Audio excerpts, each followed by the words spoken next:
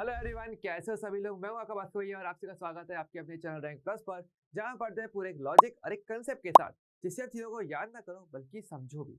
बच्चों देखो, आपको पता चल गया होगा आज की जो वीडियो आपकी एक स्पेशल वीडियो रहने वाली जीत की तैयारी को लेते हुए। जीत यानी कि आपकी जो जेई के हमारे स्टूडेंट्स हैं उनके लिए स्पेशल ये वीडियो है, जिसमें हम बात करेंगे पीवाईक्यूज के ऊपर। और पीवाईक्यूज भी हमारे पुराने वाले नहीं होने वाले, सारे लेटेस्ट जो पीवाईक्यूज हैं लाइक 2020 या उसके बाद की हम सारे पीवाईक्यूज की बात करेंगे। क्योंकि आपको पता है सिलेबस में चेंज हुआ है, सिलेबस हुआ है अपडेट। तो अगर आप पुराने वाले पीवाईक्यूज को लेकर चलोगे, बहुत पुराने वाले क्वेश्चंस करोगे 2010 के, 2005 के या 2015 के जो भी क्वेश्चंस हैं, अगर आप उनको करते हो तो आपको उतना फायदा देखने को नहीं मिलेगा। क्योंकि आपको पता है सिलेबस चेंज होने का मतलब ये हो जाता है कि अब जो क्वेश्चंस आएंगे वो नए पैटर्न पे आने वाले होंगे। तो इसलिए अभी जो नए टाइप के क्वेश्चंस बन रहे हैं, जो लेटेस्ट ईयर्स में बने हैं, अगर आप उनकी प्रैक्टिस करोगे तो वो ज्यादा बेस्ट रह जाता है। ओके, तो हमारे इस जो पीवाईक्यू सीरीज है इसके अंदर हम यही बात करने वाले होंगे, जो हमारे लेटेस्ट क्वेश्चन है उन्हीं को हम सॉल्व करेंगे। ओके, एंड आज हम कौन सा चैप्टर करेंगे? हम करेंगे रसायन विज्ञान की कुछ मूल अवधारणा, जो हमारा चैप्टर चल रहा था उसका लेक्चर नंबर 3 आज हम करने वाले होंगे। तो कुछ नए क्वेश्चन के साथ आज हम इसकी प्रैक्टिस करेंगे। ओके, लेकिन वीडियो स्टार्ट करने से पहले अगर आपने वीडियो को लाइक नहीं किया तो लाइक कर लेना, चैनल को सब्सक्राइब नहीं किया तो सब्सक्राइब जरूर कर लेना। तो चलिए आज की क्लास को स्टार्ट करते हैं।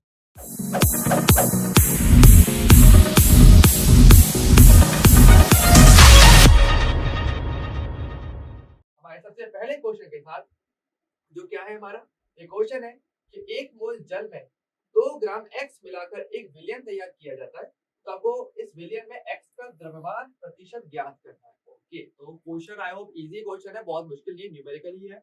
और आप देख सकते हो 2023 में 11 अप्रैल इवनिंग शिफ्ट में ये क्वेश्चन आया था, शाम के टाइम पे जो एग्जाम हुआ था उसमें ये क्वेश्चन आया था। तो क्वेश्चन आपके पास के भी आपको सारे लेटेस्ट लेकर ही आए ताकि आप लेटेस्ट अपडेट रहो। ओके, एंड जो पैटर्न आ रहे हैं इस टाइम पे आप उन्हीं की प्रैक्टिस करो, चाहे पुराने करो लेकिन प्रैक्टिस कीजिए। लेकिन अभी पैटर्न समझना इंपॉर्टेंट है। ओके, क्योंकि पैटर्न पता हो ना तो क्वेश्चन आराम से हो जाता है।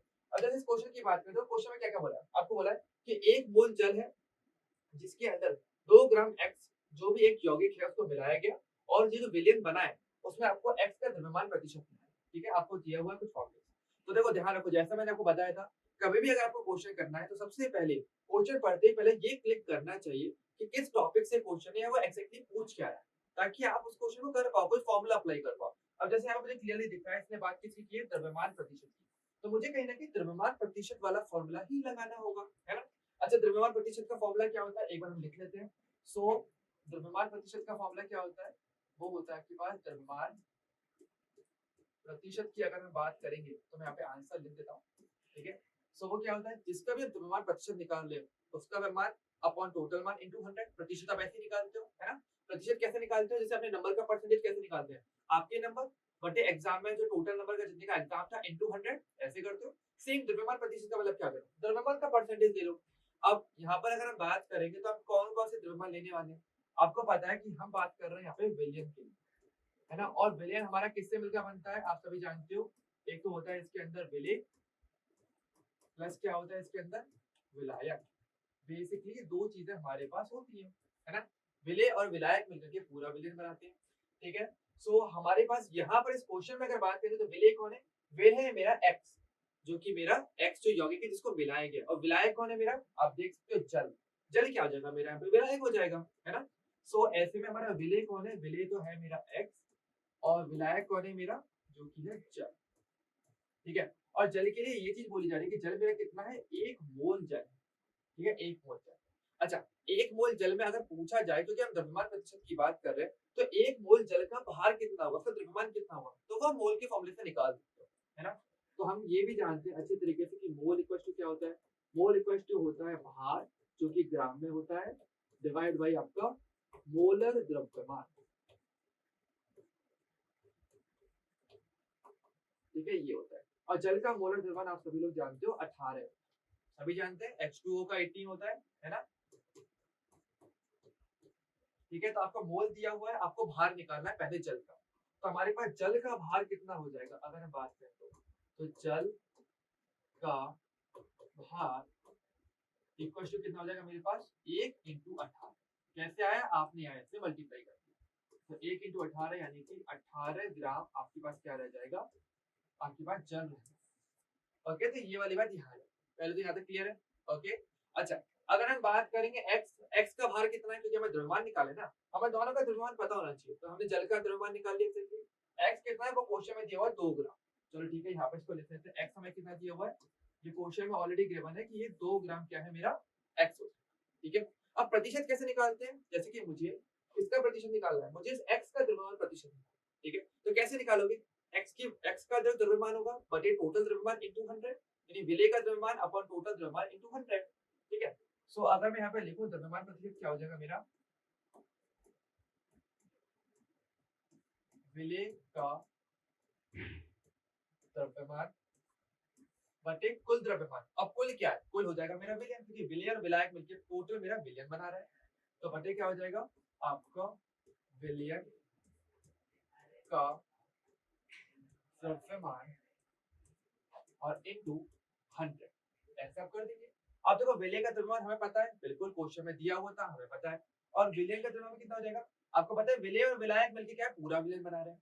हमें विलय का द्रव्यमान पता है 2 ग्राम, हमें विलायक का हमने निकाल लिया 18 ग्राम पानी, क्योंकि 1 मोल का मतलब क्या होगा 18 ग्राम पानी हो गया। तो टोटल विलयन का द्रव्यमान कितना हो जाएगा, तो वो आप मेंशन पे लिख सकता हूँ यहाँ पे।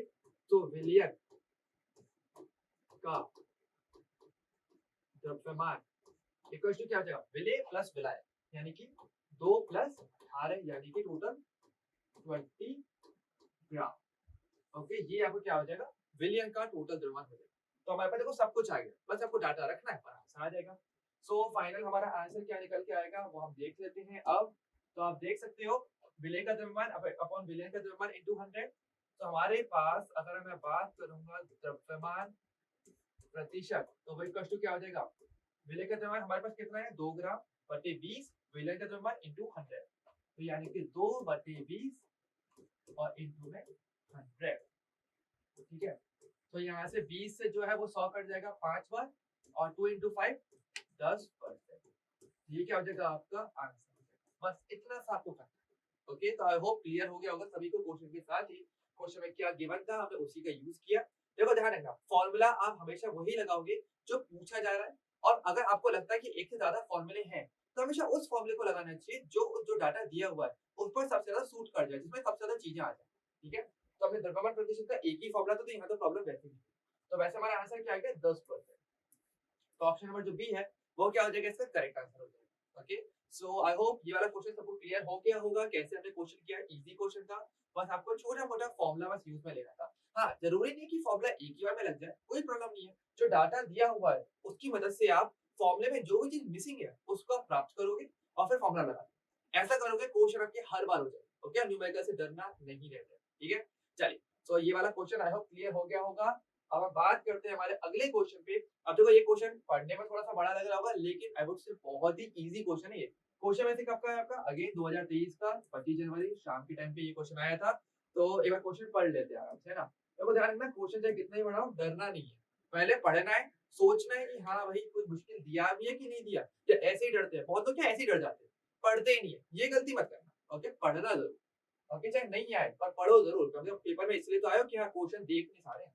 अच्छा, क्वेश्चन क्या दिया आपको, बोला है कि आपको बोला है कि 500 ग्राम 0.25 मोलर जलीय विलयन और 250 ml 0.25 मोलर जलीय विलयन बनाने के लिए आवश्यक एथिलीन ग्लाइकोल, जिसका फॉर्मूला C2H6O2 होता है, जिसका मोलर द्रव्यमान में दिया हुआ है 62 ग्राम पर मोल, का भार अनुपात आपको पूछा जाए। ओके, क्वेश्चन थोड़ा सा मुश्किल है, मैं इसको थोड़ा सा इजी एक्सप्लेन कर देता हूँ। असल में क्या है, आपको 2 विलयन दिए गए, मैं आपको यहाँ पे लिख देता हूँ। ठीक है, अब क्वेश्चन में बात करेंगे, आपको 2 विलयन दिए, नंबर 1 और एक नंबर 2।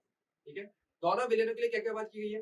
पहले विलयन के लिए बोला जा रहा है कि आपको क्या दिया है, तो आपको ये दिया मोलर विलयन। मोलर का मतलब क्या होता है आपको पता होगा, ये आपके सांद्रता के शब्द आते हैं, मोलरता मोललता, है ना। तो मोलर क्या होता है, वो मोललता को शो कर रहा है, और मोलर जो यहाँ पे लिखा हुआ है वो मोलरता को शो कर रहा है। तो दो आपको विलयन दिए गए। ठीक है, पहले के लिए क्या बोला जा रहा है, आपको ये बोला जाए कि 0.25 का एक मोलर विलयन है, मोलर विलयन, यानी इसका मतलब क्या हो जाएगा 0.25 मोलर विलयन। इसका मतलब ये कि एक विलयन है जिसकी मोललता दी हुई है 0.25, यानी इसका मतलब क्या हो जाएगा आपके पास, आपको स्मॉल एम, यानी जो मोललता आपको पता है कि स्मॉल एम से प्रदर्शित करते हैं, वो आपको कितना दिया हुआ है 0.25। ठीक है, ये आपको बेसिकली दिया हुआ है। ठीक है, और इसके अलावा ये जो विलयन है इसका आपको भार दिया हुआ है 500 ग्राम। ओके, आपको भार भी दिया हुआ है ओवरऑल। तो आपको बोला गया है कि 500 ग्राम में इसको बनाया गया है, यानी ये क्या हो जाएगा आपकी विलायक की आपको वजन आपको दी। ये क्या है आपका विलायक, ठीक है, तो आपको विलायक का भार ग्राम में दिया हुआ है 500। ये दो चीजें आपको पहले वाले विलेन के लिए बोली गई है। दूसरे के लिए क्या बोला है, आपको मोलर विलेन दिया है, यानी इस पर आपको मोलरता दी हुई है। आपको दूसरे के लिए क्या बोला है, 0.25 मोलर विलेन।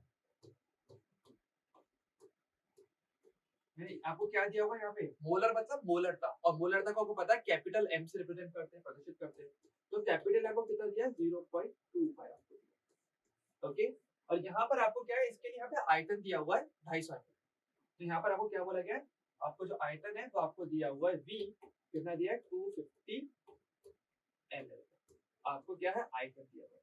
यहाँ पर आपको क्या दिया है, वेट दिया हुआ है, वजन दिया हुआ है विलायक का, और यहाँ पर आपको विलेन का आयतन दिया हुआ है। ओके, अच्छा, और यहाँ पर आपको एक दो बात और बताई गई है कि दोनों ही केसेस में आपका विलेय कौन है, विलेय है आपका एथिलीन ग्लाइकोल। अगर देखो विलायक कौन है, विलायक तो मेरा जल है, जलीय विलेय का मतलब क्या है, विलायक जल होगा। लेकिन मेरे को विलेय दिया है एथिलीन ग्लाइकोल, जिसका फॉर्मूला दिया हुआ है, नहीं पता कोई प्रॉब्लम नहीं, फॉर्मूला दिया हुआ है। और इसका आपको जो परमाणु द्रव्यमान है, जो आपका जो आणविक द्रव्यमान है, वो आपको 62 ग्राम पर मोल, वो भी आपको दिया हुआ है। और ऐसे केस में पूछा जा रहा है भार का अनुपात क्या होगा, यानी दोनों ही केसेस में आपको जितने वजन में आपको इनमें विलेय उपस्थित है उसके भार का अनुपात निकालना है।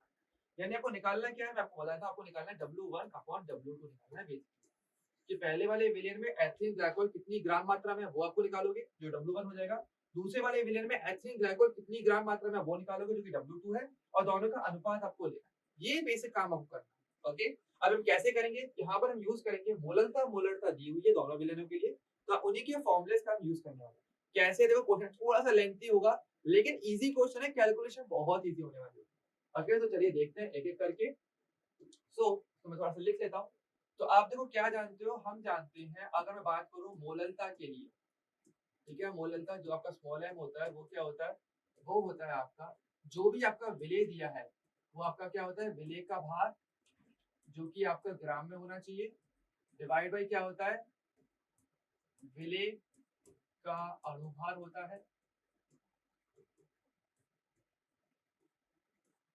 और इनटू में क्या होता है 1000, और नीचे क्या होता है विलायक का भार, विलायक का भार जो कि आपका ग्राम में होता है, तो आप ऊपर 1000 से मल्टीप्लाई करते हैं। ये बेसिक आपके पास फॉर्मूला होता है, सही है। ये हमने मोलरता लिख लिया। अच्छा, मोलरता का फॉर्मूला क्या होता है वो मैं यहाँ अलग से लिख देता हूँ। पहले हम दोनों फॉर्मूले लिख लेते हैं, ठीक है। तो देखो बच्चों, मोलरता का फॉर्मूले तो आपको याद होने ही चाहिए कम से कम, चाहे कैसा भी आ जाए, फॉर्मूला हमेशा याद रखना। और वो क्या होता है, देखो मोलरता का फॉर्मूला भी सेम होता है, बस थोड़ा सा फर्क आता है। उसमें भी क्या होता है, विलेय का भार आता है ऊपर की तरफ, है ना, जो कि आपका W होता ही है, और यहाँ पे W2 में बोल देता हूँ, यहाँ पर हम बोल देते हैं डिफरेंस करने के लिए W1 है, ठीक है। दोनों में अलग अलग भार होगा। W2 जो कि आपको ग्राम में होता है, डिवाइड बाई विलेय का अणुभार,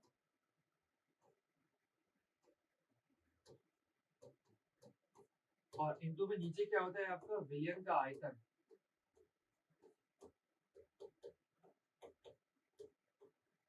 जो कि आपका अगर ml में होता है तो आप ऊपर 1000 से मल्टीप्लाई करें।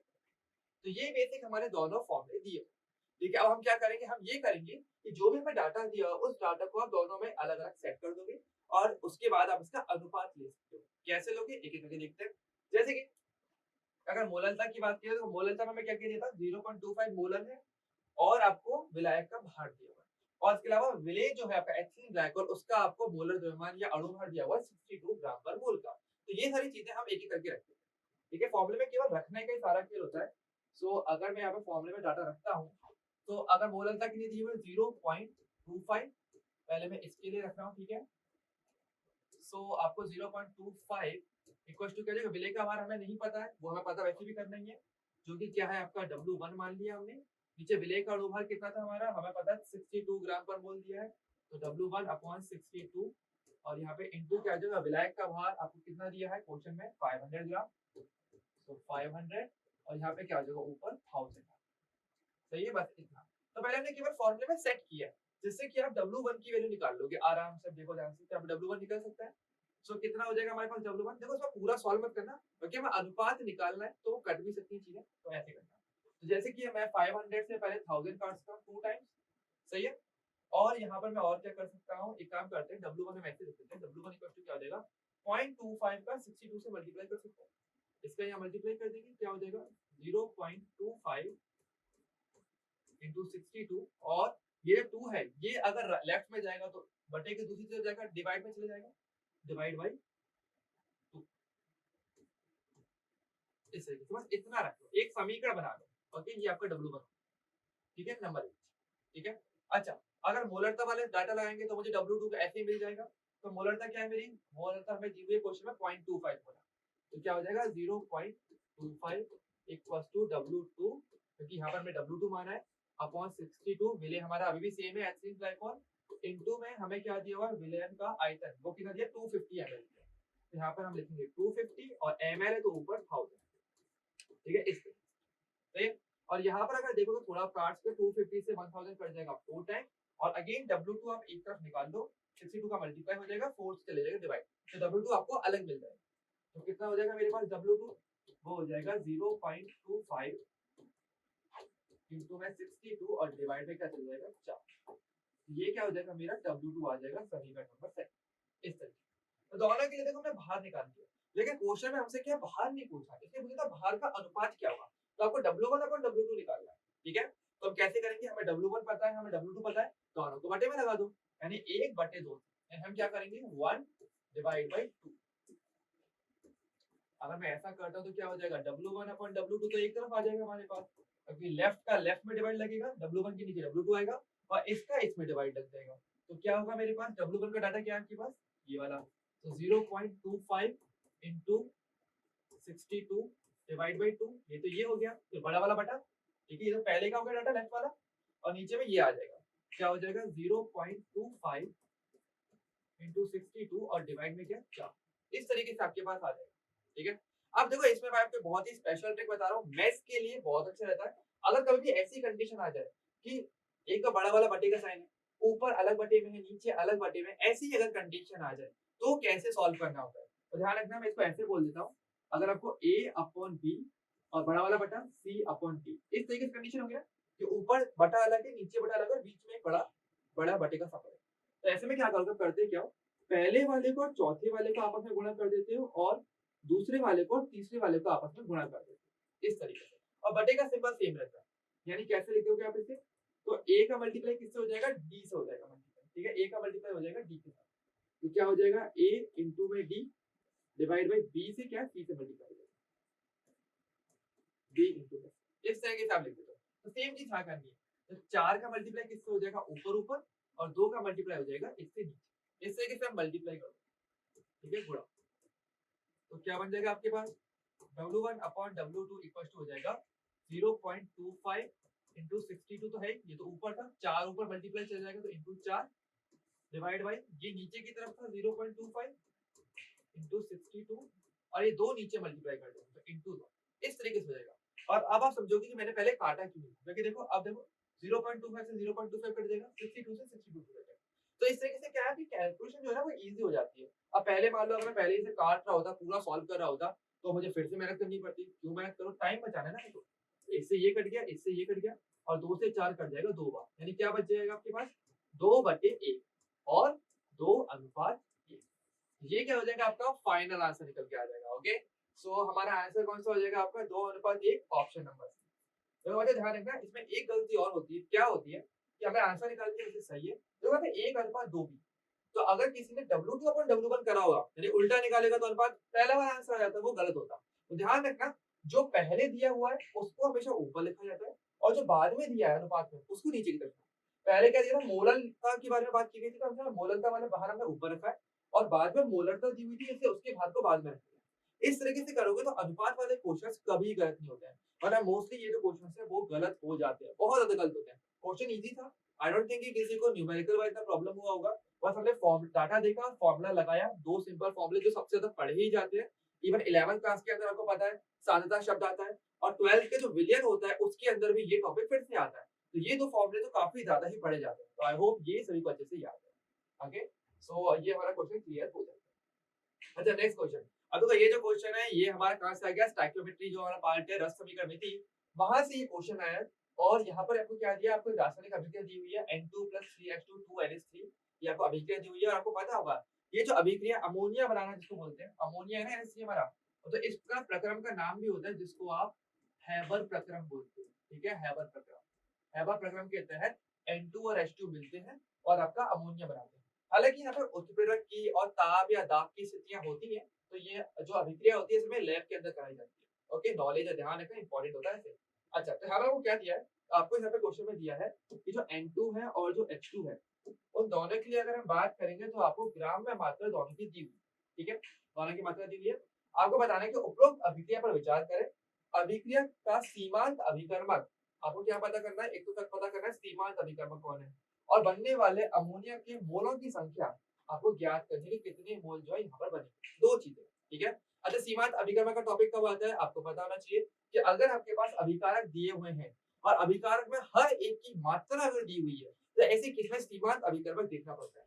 सीमांत अभिकर्मक कौन होता है आप सभी जानते हो। अब किसी भी अभिक्रिया के अंदर अगर एक साथ अभिकारक हैं और उनकी मात्राएं दी हुई है और वो अलग अलग, तो क्या होता है कभी कभार मोस्टली केसेस में ऐसा होता है कि कोई एक अभिकर्मक अभिक्रिया में जल्दी खत्म हो जाता है और वो क्या अभिक्रिया को रोक देता है। क्योंकि देखो जैसे N2H2 है, ठीक है, ये दोनों अभिक्रिया करने वाले हैं। अब मैं बोल रहा हूँ कि भाई N2 तो बहुत कम है और H2 बहुत ज्यादा है, तो ऐसे केस में क्या होगा, अभिक्रिया होगी तो N2 जो नाइट्रोजन है वो तो पहले ही खत्म हो जाएगा। और अगर नाइट्रोजन ही खत्म हो गया तो क्या अकेला हाइड्रोजन अमोनिया बना सकता है? नहीं बना सकता। यानी अभिक्रिया की वहां पे सीमा, एक लिमिट सेट हो जाती है कि इससे ज्यादा अभिक्रिया नहीं हो पाएगी। तो ऐसे अभिकर्मक को आप सीमांत अभिकर्मक बोलते हैं। ओके, तो यहाँ पर आपको सीमांत अभिकर्मक पता करना है मात्राओं के आधार पे, और बाद में आपको ये भी पता करना पड़ेगा उसी के आधार पर कि अमोनिया मेरा फाइनली इस मात्रा पर कितना बनेगा, ठीक है। तो सीमांत अभिकर्मक कैसे निकालते हैं, चलो देखते हैं। तो N2 प्लस 3H2 क्या बना रहा है आपका, 2NH3 आपका बना रहा है, ठीक है। यहाँ पर आपको ये 20 ग्राम दिया हुआ है और ये आपको कितना दिया हुआ है, 5 ग्राम, 5 ग्राम। ओके, ठीक है। सीमांत अभिकर्मक कैसे निकालते हैं, अब देखो यहाँ पर ध्यान रखना, वैसे तो बहुत सारे तरीके होते हैं लेकिन मैं आपको ट्रिक से ही बताऊंगा और वो हर बार ट्रिक वर्क करेगी। ओके, ट्रिक क्या होती है हमारे पास, अगर आपको कभी भी सीमांत अभिकर्मक निकालना है, ध्यान से सुनना, बहुत इंपॉर्टेंट चीज है ये। सीमांत अभिकर्मक निकालने का बिल्कुल सिंपल सा तरीका होता है, लोग बहुत मुश्किल तरीके से करते हैं इसे, पर आपके पास के इसको बहुत ही इजी करा है। कैसे सीमांत अभिकर्मक कैसे निकालते हैं, आपको जो भी मात्रा दी हुई, चाहे आपको देखो ग्राम में मात्रा दी जाए, चाहे आपको संख्या दे दी जाए, हो सकता है आपको आयतन दिया जाए, कुछ भी मिल सकता है। आप क्या करोगे, आप उनको क्या है उनके मोल में परिवर्तित कर लो। सबसे पहला काम तो ये मोल निकालना है, क्योंकि देखो मोल अवधारणा सबसे ज्यादा इंपॉर्टेंट चीज होती है केमिस्ट्री के अंदर। कुछ भी मात्रा हो आपको उसको मोल में परिवर्तित करना ही करना है। इससे फर्क नहीं पड़ता वो फिजिकल केमिस्ट्री है, इनऑर्गेनिक की और भी है। किसी भी केमिस्ट्री की कोई भी ब्रांच की बात कर लो, अगर आपको मात्रा दी जा रही है, भार आयतन या संख्या, आई रिपीट, भार है आयतन है या संख्या है, आपको उसको हमेशा मोल में परिवर्तित करना ही होगा। तो हम क्या करेंगे, इसको मोल में परिवर्तित करेंगे। तो मोल में हम कैसे परिवर्तित करेंगे, अगर हम बात करें तो आपको पता है मोल कैसे होता है, मोल इक्वल टू क्या होता है आपके पास, भार डिवाइड बाई अणुभार। ये होता है ना हमारे पास, भार बटे अणुभार। तो अब इसी का यूज करेंगे। तो भार हमें कितना दिया हुआ है, 20। तो N2 का अणुभार क्या होता है, 28 होता है। और हाइड्रोजन का क्या होता है, 2 होता है। आपको बताइए N2 दो नाइट्रोजन, एक नाइट्रोजन का 14, दो का क्या हो जाएगा 28, और हाइड्रोजन का एक का होता है 1, तो दो का हो जाएगा 2। और ऐसे केस में आप डिवाइड करके आपको जो भी संख्या मिलती है, जैसे यहाँ पर अगर डिवाइड करेंगे तो ये करीब करीब कितना आ जाएगा हमारे पास, 2 से ये कट जाएगा हमारे पास, इस 4 से काटते ही हो जाएगा 5 बार, और ये हो जाएगा 7। तो 5/7, 7 से ये जाएगा कितना हो जाएगा 0.71, करीब इतना आएगा, 0.71 समथिंग जाएगा, ठीक है, इतनी मोल। ओके, मैंने रफ निकाल दिया, 0.71 करीब जाएगा। और यहाँ पर डिवाइड करेंगे तो कितना आएगा मेरे पास, यहाँ पर अगर मैं डिवाइड करता हूँ मेरे पास आएगा 2.5, ठीक है। तो सीमांत अभिकर्मक कैसे निकालते हैं, मोल जब आप निकाल चुके होते हो तो जिसके जो मोल है, ओके, उसमें आप क्या करते हो, सीमांत अभिकर्मक के लिए हम ये बोलते हैं कि जिसके जो मोल दिए हुए हैं, मोल बटे जो भी आपका रस समीकरण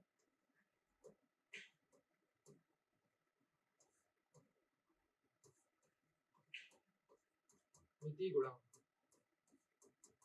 इससे क्या डिवाइड लगा, यानी जिसका जो रस समीकरण मिति गुणांक आपको दिया हो उससे आप डिवाइड लगा। और जहां पर आपका रस समीकरण मिति गुणांक कम आएगा ना, जहां पर ये नंबर कम आ जाएगा, वही क्या हो जाएगा, आपकी मोल हो जाएगा। इस तरीके से मतलब आपका सीमांत अभिकर्मक हो जाता है। कैसे, जैसे कि यहाँ पर अगर बात करेंगे, अगर नाइट्रोजन के लिए अगर मैं बात करता हूँ तो नाइट्रोजन के मोल कितने हैं, 0.71, और यहाँ पर इसका रस समीकरण मिति गुणांक क्या है, 1 है। तो 1 से डिवाइड लगाओगे तो क्या आएगा, 0.71 ही आ जाएगा, ठीक है। लेकिन अगर मैं बात करूंगा हाइड्रोजन के लिए, तो हाइड्रोजन कितना है मेरे पास, 2.5 है। है 2.5 मोल आया, और यहाँ पर इसका गुणांक क्या है 3 है। अगर मैं 3 से डिवाइड लगाऊंगा तो क्या आएगा, तो देखो 3 से अगर डिवाइड लगाएंगे तो हमारे पास आएगा 0. ये जाएगा करीब 8 3, करीब इतना नंबर आएगा। तो आपको मैंने क्या बोला, डिवाइड लगाने के बाद जिसके लिए भी कम संख्या आती है या जिसके लिए छोटी संख्या आती है, कम बोल लो, या फिर आपकी जो छोटी संख्या अगर बात करेंगे, जिसकी भी कम या छोटी संख्या आती है वो क्या हो जाता है आपका, आपका सीमांत अभिकर्मक होता है।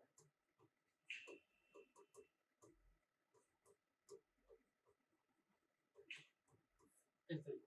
तो यहाँ पर अगर बात करेंगे नाइट्रोजन के केस में क्या है 0.71 और हाइड्रोजन के केस में है 0.83। तो छोटी संख्या कौन सी आई 0.71 आपकी छोटी संख्या हो गई। तो यानी कि हमारा सीमांत अभिकर्मक कौन हो गया डायरेक्टली, वो हो जाएगा मेरा नाइट्रोजन। तो इस तरीके से आप कर सकते हैं। मैं क्या किया एक बार देख लो, सीमांत अभिकर्मक कैसे निकालते हैं, आपको ग्राम में मात्रा दी हुई थी, मैंने क्या बोला आपको उसको सीधा पहले तो मोल में परिवर्तित करना है। हमने दोनों के लिए मोल निकाल लिया, ठीक है, इसका 0.71 आया, इसका 2.5 मोल आ गया। अब हम क्या करेंगे, इनके जो मोल आए इनमें इन्हीं के 10 समीकरण में गुणांक से डिवाइड करेंगे। तो 0.71 में 1 का और 2.5 में 3 का, क्योंकि हाइड्रोजन के मोल थे। और ऐसे केस में करने के बाद जिसकी संख्या छोटी आती है वही आपका सीमांत अभिकर्मक कहलाएगा। तो इस तरीके से डायरेक्टली सीमांत अभिकर्मक निकाल सकते हो। और यहाँ पे मेरा सीमांत अभिकर्मक कौन हो जाएगा इस केस में, हमारा क्या है N2, ये क्या हो जाएगा मेरा सीमांत अभिकर्मक।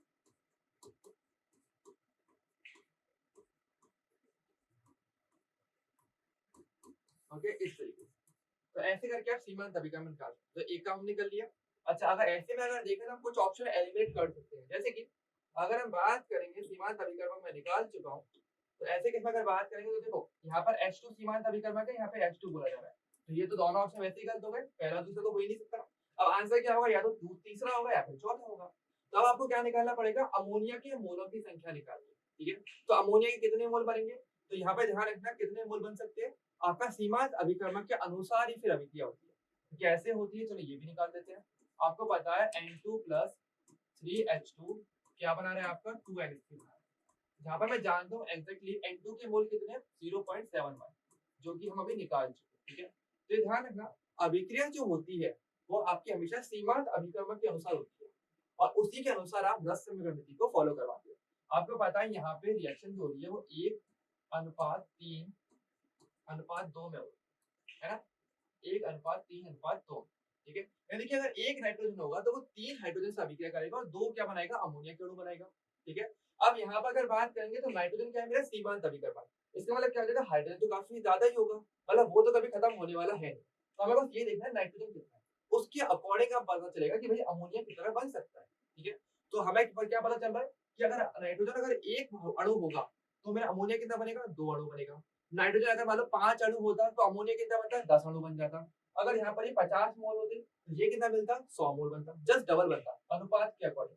तो यहाँ पर मेरे पास अभी नाइट्रोजन कितना है, वो है मेरा 0.71 मोल, तो अमोनिया कितना बनेगा, उसका डबल बनना चाहिए ना, यानी कि 0.71 का डबल बनेगा, कितना हो जाएगा आपका ये 1.42 मोल। ये क्या हो जाएगा आपका अमोनिया की बनने की मात्रा हो जाएगी। तो यानी हमारा आंसर क्या हो जाएगा, नाइट्रोजन मेरा सीमांत अभिकर्मक और 1.42 मोल क्या हो जाएगा, अमोनिया बनेगा। यानी कि ऑप्शन नंबर जो तीसरा है वो क्या हो जाएगा, इसका करेक्ट आंसर हो जाएगा। तो इस तरीके से क्या है, आप ये वाले क्वेश्चन कर सकते हो। तो यहाँ पर इस क्वेश्चन में क्या था, क्वेश्चन इजी था वैसे, पर आपको दो चीजें पूछी गई थी, एक सीमांत अभिकर्मक पता करो, प्लस आपको ये भी बताना है कि अमोनिया कितना बनेगा। अब देखो कहने के लिए क्वेश्चन थोड़ा लेंथी लग सकता है, बट आई वुड से कि यार जितना प्रैक्टिस करोगे ना उतना फास्ट कर पाओगे, प्रैक्टिस मेक्स परफेक्ट, वही वाली बात। ओके, सो आई होप ये वाला क्वेश्चन क्लियर हो गया होगा। और हैबर प्रोसेस के बारे में जो मैंने बताया, ध्यान रखना अमोनिया बनाने का प्रोसेस को हैबर प्रोसेस बोला जाता है। ये डायरेक्टली आपसे थियोरेटिकली पूछा जा सकता है, तो ऐसी नॉलेज भी आपको प्रैक्टिकली मिलती रहेगी। ओके, चलिए, सो अब हम बात करते हैं हमारे अगले क्वेश्चन पे, और ये वाला क्वेश्चन काफी अच्छा क्वेश्चन आया हुआ है वैसे, और जेईई मेंस 2022 में क्वेश्चन आया था ये वाला मॉर्निंग शिफ्ट में, ठीक है। तो एक बार ध्यान से देखना, क्वेश्चन बढ़िया है। क्वेश्चन ये है कि यदि कोई रॉकेट ईंधन और द्रव ऑक्सीजन पर चलता है, आपको पता है जैसे रॉकेट होते हैं उसमें तो ईंधन चाहिए होता है, और ईंधन को जलाने के लिए हमेशा ऑक्सीजन चाहिए, वो ऑक्सीजन द्रव अवस्था में रखा जाता है, लिक्विड ऑक्सीजन बोलते हैं, तो वो आपको दिया जाता है।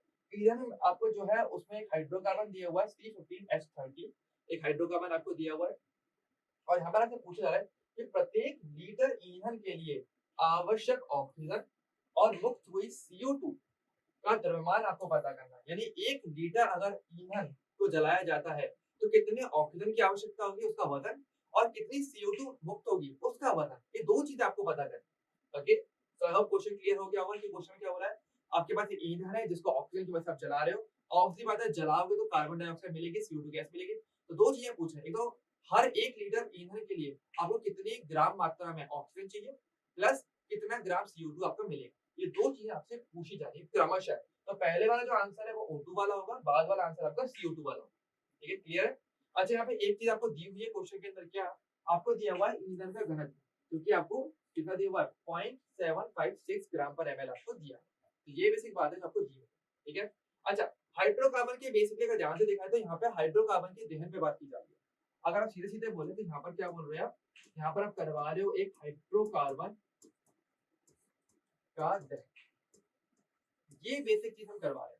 और इसके रिगार्डिंग जो हमारा फर्स्ट जो लेक्चर हुआ था, मैं आपको बता दूं, अगर आपने नहीं देखा जरूर देखना, वहां पर मैंने हाइड्रोकार्बन के दहन के लिए एक स्पेशल इक्वेशन लिखी हुई थी, जिससे कि आप डायरेक्टली हाइड्रोकार्बन के दहन से रिलेटेड जितने भी क्वेश्चंस हैं एक ही बार में कर जाओगे और इनका समीकरण भी तरीके से लिख पाओगे, रासायनिक समीकरण। तो वो अगर आपने नहीं देखा, आपको जरूर देखना चाहिए। ठीक है, तो एक बार मैं इक्वेशन यहाँ पे फिर से लिख देता हूँ, चिंता मत करना, आपकी बात को भी आपको मिस कुछ नहीं करने देंगे। ठीक है, सो हाइड्रोकार्बन का दहन की अभिक्रिया क्या होती है, जैसे कि अगर हम बात करेंगे किसी भी हाइड्रोकार्बन के दहन की अगर बात की जाए हमारे लिए, तो हम क्या बोलते हैं, अगर आपके पास CXHY करके कोई भी हाइड्रोकार्बन कुछ भी हो और उसकी रिएक्शन, दहन का मतलब क्या होता है, O2 से अभिक्रिया करवाना। दहन का मतलब क्या है, जलाना। तो जलता कैसे, ऑक्सीजन की वजह से। तो जलेगा तो क्या बनाएगा, एक तो वो बनाता है CO2, यानी कार्बन जो है वो तो आपका CO2 में परिवर्तित होता है, और आपका जो हाइड्रोजन है वो आपका H2 में परिवर्तित हो जाता है। अब यहाँ पे सवाल ये आता है कि कितना CO2 मिलेगा या कितना पानी बनेगा या ऑक्सीजन कितना खर्च होगा, तो वो आप x और y की मदद से निकाल सकते हैं। यानी कि x और y क्या है, x है कार्बन की संख्या हाइड्रोकार्बन में, और y है आपकी हाइड्रोजन की संख्या उस हाइड्रोकार्बन के अंदर। तो ध्यान रखना, जितने आपके कार्बन है उतना आपका CO2 मिलता है, यानी x कार्बन तो x से CO2 मिलेगा। और सवाल है आपका पानी कितना बनेगा, तो जितना भी होगा उसकी आधी संख्या में, यानी y अगर आपके पास हाइड्रोजन है तो y/2 क्या बनेगा, आपका पानी बनेगा। ठीक है, अच्छा, और ऑक्सीजन कितना खर्च होगा, वो खर्च होता है x प्लस y/4। इतना क्या है, आपका ऑक्सीजन हमेशा खर्च होता है। ठीक है, ये चीज। अब जैसे कि इस इक्वेशन की अगर बात करें, इसको हम अभी यूज ले लेते हैं। आपको हाइड्रोकार्बन क्या दिया है, C15H30 आपको हाइड्रोकार्बन दिया है। तो हम क्या करेंगे, हम इसको लिख लेते हैं। आपको दिया है C15H30, तो हम कुछ भी नहीं करना है, इक्वेशन आप आराम से लिख लोगे। बस आपको दोनों को CXHY और C15H30 को यूज करके दोनों को कंपेयर करना है और x और y के सही से नंबर निकालना है। तो देखो, ये तो आई थिंक सबके फिट है कि आप देख सकते हो कि यहाँ पर अगर बात की जाएगी तो मेरे पास x कितना है, कंपेयर करें तो कार्बन के साथ वाला नंबर x है, तो वो क्या है हमारा 15 है, और हाइड्रोजन के साथ वाला नंबर क्या है आपका y है, जो कि हमें क्या दिया हुआ है, 30 दिया हुआ है। ठीक है, इस तरीके से। तो x और y की आपको वैल्यू पता है ना, अब बस इस समीकरण में आप सही सही x और y की वैल्यू रख दो, आपको पूरा समीकरण मिल जाएगा सही से। तो क्या हो जाएगा आपके पास, तो यहाँ पर हो जाएगा x प्लस y/4। तो x कितना है, 15 प्लस y/4 यानी कि 30/4। तो इतना तो क्या लगेगा, मेरा O2 लग जाएगा, और क्या बनेगा मेरा x CO2, यानी कितना CO2, x मतलब 15, यानी कि 15 आपको क्या मिलेंगे, CO2 के अणु मिल जाएंगे, और प्लस y/2, y मतलब 30/2, y/2 यानी कि 30/2 आपको मिल जाएगा H। ठीक है, थोड़ा सा इसको चाहो तो आप सॉल्व करके लिख सकते हो, मतलब यहाँ पे समीकरण बन रहा है, थोड़ा सॉल्व कर लेते हैं, कोई प्रॉब्लम नहीं है। तो फाइनल समीकरण क्या हो जाएगा, C15। फाइनल समीकरण चलो हम अलग से दूसरे पेज पे लिख लेते हैं, साफ साफ। ओके, साफ साफ लिखो, बढ़िया रहेगा। तो हमें क्या मिल जाएगा फाइनल समीकरण, हमें मिल जाएगा C15H30 plus x plus 15 plus y/4 plus 30/4। तो ये कितनी बार कट जाएगा, ये कट जाएगा 2 से 2, ये कट जाएगा 15, और 2 से 15 कट जाएगा 7.5, और 15 और 7.5 आपके लिए क्या हो जाएगा, 22.5। यानी कि हमारे पास टोटल 22.5 ऑक्सीजन खर्च होगा, यानी यहाँ पे क्या आ जाएगा 22.5 O2, और क्या बनेगा आपका, ये 15 तो आपका बनेगा CO2, और 30/2 यानी कि अगेन 15 ही क्या बनाएगा, ये आपका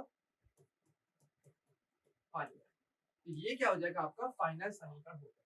और अब इस समीकरण के आधार पर आप पता कर सकते हो कि भाई सही आंसर मतलब कितना CO2 या कितना O2 खर्च होगा। ओके, कैसे करेंगे आप देखो, आपको क्वेश्चन में क्या दिया है, आपको बोला 1 लीटर, प्रत्येक लीटर का मतलब क्या, 1 लीटर अगर ईंधन जलाया जाएगा तो मेरा कितना ऑक्सीजन बनेगा। यानी आपको यहाँ पे डाटा क्या बोल रहा है, आपको ये बोल रहा है कि मेरे पास 1 लीटर अगर मैं ईंधन को इसको ले रहा हूँ, C15H30 को अगर ले रहा हूँ, तो कितना CO2 और कितना मेरा O2 चलेगा। ठीक है, अब मैंने क्या बोला, आपको कभी भी समीकरण दिया जाए, आपको क्या निकालना है, हमेशा मोल निकालना है, क्योंकि मोल पे क्या होता है, रस समीकरण विधि को आप फॉलो कर सकते हो। तो 1 लीटर को आपको मोल में परिवर्तित करना है, तो यहाँ पर आप आयतन वाला फॉर्मूला लगाओगे, और मोस्टली बच्चे यहीं पे गलती करते हैं। अगर आपने अभी की अभी आयतन वाला फॉर्मूला लगा दिया, तो वो पूरा गलत हो जाएगा। क्यों? क्योंकि देखो ध्यान दो, आयतन वाला जो फॉर्मूला है, अगर मैं लिखता हूँ, मोल निकालने का जो आयतन वाला फॉर्मूला है, उसमें एक और ट्विस्ट होता है। क्या? वो फॉर्मूला क्या होता है, आप बोलते तो क्या हो, आयतन होना चाहिए। हाँ, बहुत बच्चे ऐसे लिखते जल्दी में, आयतन लीटर में बटे 22.4 लीटर लगा दो और आंसर आ जाएगा। क्लियर गलत हो जाएगा। क्यों? क्योंकि देखो यहाँ पर एक तो शर्तें क्या होती है, इसकी 2 शर्त होती है बहुत ज्यादा इंपॉर्टेंट। एक तो ये जो आयतन है जिसके लिए आप ये फॉर्मूला लगा रहे हो, ये किसी न किसी गैस का ही होना चाहिए, नंबर 1 बात। अगर गैस की जगह पर अगर वो लिक्विड है या सॉलिड है, द्रव या ठोस है, तो वहां पर ये फॉर्मूला क्लियरली गलत है, आपको लगाना ही नहीं है, वैसे ही गलत हो जाएगा। और प्लस कंडीशन दूसरी क्या होती है, ये एसटीपी पर होता है ऑलरेडी, यानी अगर आपको स्टैंडर्ड टेम्परेचर प्रेशर मानक तापदान नहीं दिया है, तो भी आप इस फॉर्मूले को नहीं लगा सकते। यहाँ पर क्वेश्चन में अगर बात करेंगे, तो आपको ईंधन दिया हुआ है और ये द्रव अवस्था में होगा, गैस अवस्था में होता ही नहीं है, और क्वेश्चन के अंदर कहीं भी एसटीपी का जिक्र नहीं किया गया, इसका मतलब यहाँ पे एसटीपी नहीं लगेगा। तो यानी कि आप ये जो आयतन वाला फॉर्मूला है, अगर आप ये फॉर्मूला अगर यूज लेते हो, तो आप कंप्लीटली गलत कर दोगे, पूरा गलत कर दोगे, एकदम गलत माना जाएगा। ओके, ये आपको बिल्कुल नहीं करना। तो इसलिए आप क्या करोगे, सवाल ये आता है। तो आओ देखो, बहुत ही सिंपल चीज़ है, हम यहाँ पे मोल का दूसरा वाला फॉर्मूला लगा देंगे, क्या प्रॉब्लम है? तो यहाँ पर हम जो फॉर्मूला यूज लेने वाले हैं, असल में जो सही फॉर्मूला है, तो मोल क्या होता है आपका, और फॉर्मूला भार जो कि आपका ग्राम में होना चाहिए, बटे आपको क्या होना चाहिए, अणु भार। हम इस वाले फॉर्मूले को यूज में ले सकते हैं, भार बटे अणु भार। अब सवाल है कि भाई हमें भैया क्वेश्चन में भार तो दिया नहीं है, तो कैसे करोगे? तो देखो आपको एक हिंट दी हुई है क्वेश्चन, आपने नोटिस किया? कौन सा पकड़ पाया? देखो आपको घनत्व दिया हुआ है, और घनत्व से आपका काम हो सकता है। क्यों? क्योंकि आप जानते हो घनत्व बराबर क्या होता है, द्रव्यमान बटे आयतन। क्वेश्चन में 1 लीटर आयतन दिया हुआ है और आपको घनत्व दिया हुआ है, तो घनत्व और आयतन की मदद से मैं भार निकाल सकता हूँ, और मुझे भार मिल जाएगा, मुझे अणुसूत्र दिया हुआ है अणु, तो इससे मैं अणुभार निकाल सकता हूँ। अणुभार मिल जाएगा तो मैं मोल भी निकाल सकता हूँ, यानी क्वेश्चन हमारा हो सकता है, बस आपको थोड़ी चीजें पकड़नी पड़ेगी। तो देखो कैसे हमें दिया है यहाँ पे, अगर हम बात करें यहाँ पे, तो हमें क्या दिया हुआ, घनत्व। घनत्व क्या होता है हमारे पास, भार जो कि आपका ग्राम में होता है, और बटे आपका आयतन, और आयतन जो है आपका वो लीटर में, आई मीन मिलीलीटर में होना चाहिए। ठीक है, पहली चीज। तो घनत्व क्या दिया आपको, वो दिया 0.756 ग्राम पर एमएल। तो इसकी वजह से मैं भार निकाल सकता हूँ, तो भार इक्वल टू क्या हो जाएगा, भार इक्वल टू घनत्व इनटू आयतन कर दो, तो 0.756 इनटू में एमएल। अब देखो आपको 1 लीटर आपको दिया है क्वेश्चन के अंदर, है ना? आपको क्वेश्चन में कितना दिया है, आपको 1 लीटर दिया हुआ है ना। तो 1 लीटर में कितना हो जाता है, कितने एमएल होते हैं आप जानते हो, 1 लीटर का मतलब होता है 1000 एमएल। तो हम यहाँ पे एमएल लगा देंगे और कुछ नहीं करेंगे, यानी कि 1000 से मल्टीप्लाई करोगे, 1 से नहीं करोगे। ध्यान रखना, आपके मात्रक बहुत इंपॉर्टेंट है, मात्रक अगर नहीं लगाए ना तो गलत हो जाएगा, तो इसे ध्यान रखना, इस चीज का इंपॉर्टेंट है। तो कितना हो जाएगा मल्टीप्लाई करने पे, आपको कितना भार आ जाएगा, 756 ग्राम। तो ये क्या हो जाएगा, आपका सही भार हो जाएगा, और अब इसकी वजह से हमें मोल निकाल सकते हो। तो एक बार इसको थोड़ा सा देख सकते हो आप चाहो तो। तो आई होप यहाँ तक का सबको क्लियर हो गया होगा कि अभी तक हमने क्या किया, हमने बेसिकली भार निकाले घनत्व की वजह से, पहला स्टेप पूरा। अब भार आपको पता है, तो अब हम मोल से आराम से निकाल सकते हैं यहाँ पे। ठीक है, तो अब मोल कैसे निकालेंगे, अब तो सारा क्लियर हो गया हमारे पास। सो मोल अब आप जानते हो, मोल इक्वल टू क्या होता है, तो आपके पास होता है भार बटे अणु भार। भार क्या है हमारे पास, भार है हमारे पास 756 डिवाइड बाई आपका इस ईंधन का अणुभार क्या होगा। तो यहाँ पे थोड़ा सा अणुभार निकाल लो, अणुभार निकालना सभी को आता ही है ना? अणुभार कैसे निकालते हैं, आपको पता है C15 है और H क्या है आपके पास 30 है। तो कार्बन का वजन कितना होता है, 12 इंटू टोटल कितने कार्बन है हमारे पास 15, प्लस एक हाइड्रोजन का वजन होता है 1 इंटू में 30। ओके, बस आपको इसको सॉल्व करना है। तो 12 गुणा 15 क्या हो जाएगा, 180 प्लस 30, यानी कि आपके पास हो जाएगा 210। तो ये क्या हो जाएगा, आपका इसका अणुभार हो जाएगा। ये हमने साइड में कर दिया, तो कितना हो जाएगा 210, और यहाँ पर अगर आप डिवाइड करोगे तो इसका आंसर कट के आएगा, करीब 3 बार जाएगा ये 3.6 मोल। तो सबसे पहले हमने क्या किया, मोल निकाल लिया। और अब अगर आपको एक बार मोल पता है, तो अब आप O2 कितना खर्च हो रहा होगा प्लस CO2 कितना बन रहा है, दोनों चीज में पता कर सकता हूँ। अगर क्वेश्चन में बोला जाता है कि पानी के बारे में पता, तो पानी भी पता कर सकते हैं। ठीक है, तो आप देखो, अब यहाँ पे आपको कुछ नहीं करना है, बस रस समीकरण विधि गुणांक को फॉलो करवाना है और आपको डायरेक्टली आंसर मिल जाएगा। तो यहाँ पर अगर हम बात करेंगे, तो क्या करना है, देखो आप यहाँ पे रेशियो देख सकते हो, अगर ये 1 है तो ये 1 रेशियो 22.5 अनुपात 15 अनुपात 15, इसमें ये रिएक्शन होगी। ठीक है, यानी कि अगर यहाँ पे इसका एक अणु होगा तो ऑक्सीजन के 22.5 अणु लगेंगे, वहां पे 15 अणु क्या मिलेंगे आपको CO2 और 15 अणु क्या मिल जाएंगे आपको पानी के मिल जाएंगे। तो आपको ये अनुपात फॉलो करवाना है। अभी अगर देखें तो मेरे पास कितने मोल है, मेरे पास मोल है 3.6, तो यहाँ पर कितने मिलेंगे उसके 3.6 गुना मिलेंगे, मल्टीप्लाई कर देंगे और यहाँ पे 3.6 से गुणा कर देंगे। यानी कि अगर हम बात करेंगे C15H30 की, जो 22.5 क्या ले रहा है O2, 15 क्या बना रहा है वो आपका CO2 प्लस 15 क्या बना रहा है वो H2O।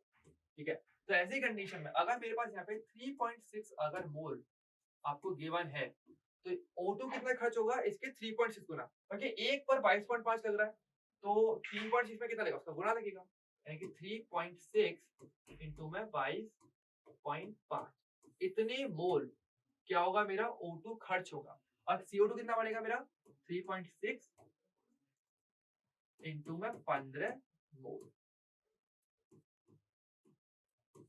इतने मोल क्या बनेगा आपका CO2 मिलेगा।